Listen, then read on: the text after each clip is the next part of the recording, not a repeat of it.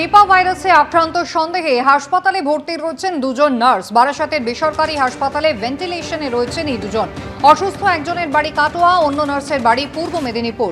কল্যাণী এইমসে নমুনা পরীক্ষা করা হয়েছে। নিপা ভাইরাসে আক্রান্ত বলে সন্দেহ এবং ব্রেন স্ক্যানের নমুনা দেখে নিপা ভাইরাস বলেই চিকিৎসকরা আশঙ্কা করছেন। ইতিমধ্যেই পুনেতে ইনস্টিটিউট অফ ভাইরোলজি, সেখানে কিন্তু নমুনা পাঠানো হয়েছে। জিলাম করঞ্জাই আমাদের সঙ্গে এই মুহূর্তে সরাসরি রয়েছেন, আমাদের প্রতিনিধি জিলাম। দুই নার্স যারা ইতিমধ্যেই বারাসাতের বেসরকারি হাসপাতালে ভেন্টিলেশনে চিকিৎসাধীন রয়েছেন, কেমন তাদের শারীরিক অবস্থা?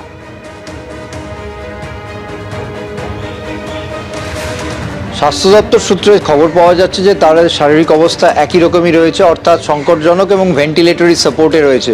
তবে তোমাকে জানিয়ে রাখি যে কেন্দ্রীয় স্বাস্থ্য মন্ত্রকের প্রতিনিধি দল গতকালই পশ্চিমবঙ্গে এসে পৌঁছেছে এবং সকালে স্বাস্থ্য ভবনে তারা বৈঠক করেন। এরপরে তারা ওই বারাসাতে যে হাসপাতাল সেখানে যান।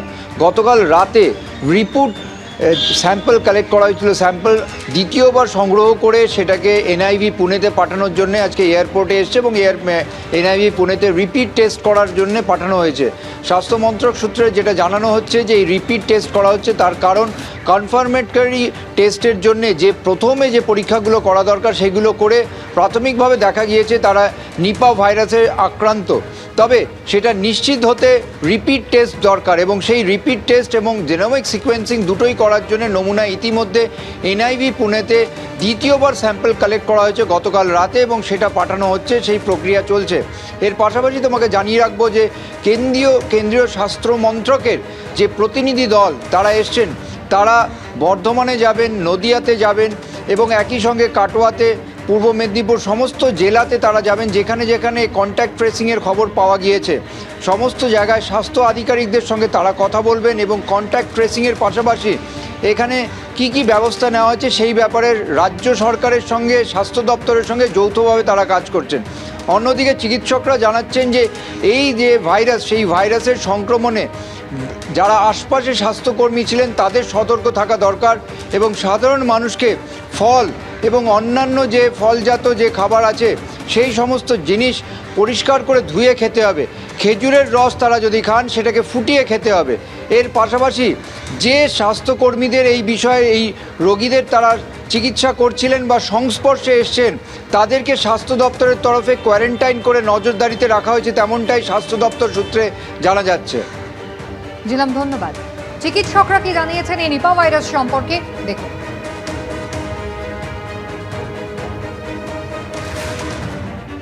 এই ভাইরাসটা অ্যাসিমটোমেটিক খুব কমই হয়। সিমটম হয় সাধারণ যে কোনো জ্বরের মতো, মায়ালজিয়া, বডি এক, হেডেক নিয়ে, কিন্তু খুব র্যাপিডলি এটা এনকেফালাইটিস মানে ব্রেনে ছড়িয়ে যায়। এনকেফালাইটিস হয়ে মেনিনজিও এনকেফালাইটিস বললেও এর যে আমরা মেনিনজাইটিসের সিমটমগুলো থাকে না, যেটা আমাদের একটা ফটোফোবিয়া, আলো পড়লে চোখে অসুবিধে হয়, সেগুলো খুব একটা কম হয় এবং নেক স্টিফনেসটাও কম পাওয়া যায় এবং এদের কনভালশন হয় খুব তাড়াতাড়ি, এদের রেসপিরেটরি অ্যারেস্টে চলে যায়, যার ফলে ভেন্টিলেশনটা ভীষণ প্রয়োজন হয়। স্প্রেডিং ক্ষমতা যেটা আমরা ইনফেক্টিভিটি বলি সেটা কিন্তু খুব ফাস্ট এবং এই কন্ট্যাক্টে আসলে যারা ইনফেক্টেড হয়েছে তাদের কন্ট্যাক্টে যারা এসছিলেন তাদের কিন্তু ট্র্যাক করা ভীষণ দরকার এবং তারা কিন্তু ছড়িয়ে যেতে পারে ভীষণভাবে। নিপা ভাইরাস থেকে কোনো ভ্যাকসিন নেই, নিপা ভাইরাসের জন্য কোনো চিকিৎসা নেই। রিবাভেরিন বলে একটি ডাগের কথা আগে বলা হয়েছিল, সেটা নিশ্চিন্তভাবে কাজ করে বলে নয়।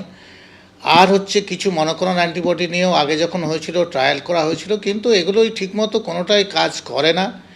সত্যি কথা বলতে কি, সিমটোম্যাটিক ট্রিটমেন্টটাই এর ট্রিটমেন্ট। সিমটোম্যাটিক ট্রিটমেন্ট মানে তাকে আইসিইউ কেয়ার দিতে হবে। প্রথমে অন্যান্য ভাইরাসের মতো সিমটম শুরু হলেও এর র্যাপিডিটিটা খুব বেশি, খুব দ্রুত গতিতে ছড়িয়ে পড়ে, মানে ব্রেনকে ড্যামেজ করে খুব দ্রুত গতিতে, মানে অচৈতন্য হয়ে যায়, খিঁচুনি হয়ে যায়, যেটা ডক্টর সরকার বললেন কার্ডিয়াক অ্যারেস্ট হয়ে যেতে পারে, শ্বাসের কষ্ট হতে পারে।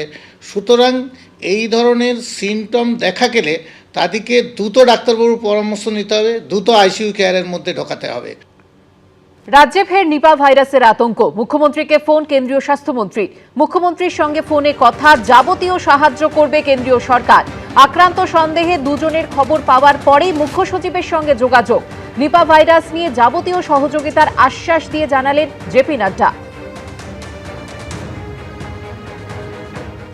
एम्स कल्याणी में स्थित आईसीएमआर के वायरल रिसर्च डिजीज लैब में निपा वायरस के 2 केसेस सस्पेक्ट केसेस पाए गए हैं।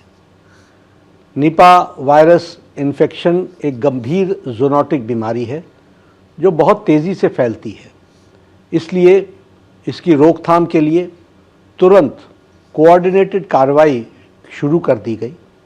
कल रात इन केसेस की सूचना मिलते ही हमारे भारत सरकार के स्वास्थ्य सचिव ने वेस्ट बंगाल के मुख्य सचिव और प्रिंसिपल सेक्रेटरी हेल्थ के साथ स्थिति के बारे में चर्चा की और आज ही मैंने मुख्यमंत्री वेस्ट बंगाल की ममता बनर्जी की से बातचीत की है और उनको हमने कहा है कि आप निर्देशित करें अपने एक्सपर्ट टीम को कि वो एक्टिवली भारत सरकार के टीम के साथ मिलकर इसके रोकथाम में पूरी ताकत लगाएं।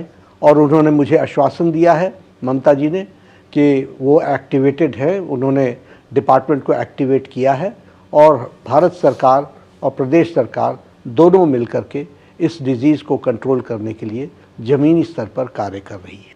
যথাযোগ্য মর্যাদায় পালিত হল স্বামী বিবেকানন্দের 164তম জন্মদিন। দক্ষিণেশ্বর মন্দির, বেলুর মঠ এবং আলমবাজার মঠে বিশেষ অনুষ্ঠানের আয়োজন করা হয়। বিভিন্ন অনুষ্ঠানের মাধ্যমে তুলে ধরা হয় স্বামীজির জীবন ও বাণী। দিনটা ছিল 1863 সালের 12ই জানুয়ারি। কলকাতার সিমলা স্ট্রিটে জন্মগ্রহণ করেন নরেন্দ্রনাথ দত্ত। যুগাবতার রামকৃষ্ণ পরমহংসদেবের সান্নিধ্যে পরবর্তীকালে এই নরেন্দ্রনাথই হয়ে ওঠেন যুগপুরুষ বিবেকানন্দ। তার জ্ঞানের প্রভাত ছড়িয়ে পড়েছিল বিশ্বজুড়ে। সোমবার দেশজুড়ে তাঁর জন্মদিন যুব দিবস হিসেবে পালিত হল। 164তম জন্মদিন যথাযোগ্য মর্যাদায় পালিত হল বিবেকানন্দের স্মৃতি বিজড়িত দক্ষিণেশ্বর মন্দির, বেলুর মঠ ও আলমবাজার মঠে। এদিন দক্ষিণেশ্বর মন্দিরে সকাল থেকেই বিশেষ অনুষ্ঠানের আয়োজন করা হয়। বিবেকানন্দের মূর্তিতে মাল্যদান করে শ্রদ্ধা নিবেদন করা হয়। এর পাশাপাশি নেতাজি ও বিবেকানন্দর জীবনে দক্ষিণেশ্বরের কালী মন্দিরের প্রভাব নিয়ে আলোচনা সভারও আয়োজন করা হয়। এই অনুষ্ঠানের মধ্যে দিয়ে আমরা যে বিবেক সম্মান দিতে চাইছি, বেশ কিছু দুরারোগ্য ব্যাধিতে শিশু আক্রান্ত হয়েছেন, দুস্থ ছাত্রছাত্রীরা আছেন, তাদের কিছু অনুদান দেওয়া। এর সঙ্গে সঙ্গে যেটা আমাদের সবথেকে বেশি ভাবিত করে তুলেছে, যে বর্তমান যে প্রবাহমানতা চলেছে তাতে ব্যতিক্রমী কোনো বার্তা যদি স্বামীজি এবং নেতাজির মননের মধ্যে দিয়ে উঠে আসে, তাহলে বর্তমান প্রজন্ম এবং আগামী প্রজন্ম হয়তো কোনো নতুন পথের দিশায় হাঁটার কথা শিখতে পারবে। বেলুর মঠেও জাতীয় যুব দিবস উপলক্ষে নানা অনুষ্ঠানের আয়োজন করা হয়। স্বামীজির জন্মদিন উপলক্ষে বিশেষ পুজোর আয়োজন করা হয়। স্বামীজির জীবনী, বাণী, তাঁর আদর্শ নিয়ে আলোচনা করা হয় এদিন। এদিনের অনুষ্ঠানে যোগ দিতে হাজির হন বিভিন্ন স্কুলের পড়ুয়ারা। স্বামীজির উনি যে কথা বলে গেছেন যুব সমাজকে নিয়ে, যুবকদের নিয়ে,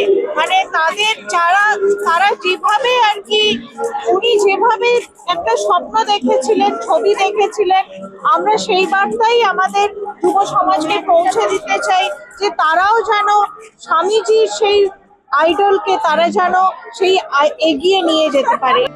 স্বামীজির জন্মদিবস উপলক্ষে আলমবাজার মঠেও নানা অনুষ্ঠানের আয়োজন করা হয়। অনুষ্ঠানে যোগ দিতে হাজির হন বিভিন্ন স্কুলের পড়ুয়ারা। অর্ণব মুখোপাধ্যায়, ভাস্কর ঘোষ ও সমীরণ পালের রিপোর্ট, এবিপি আনন্দ।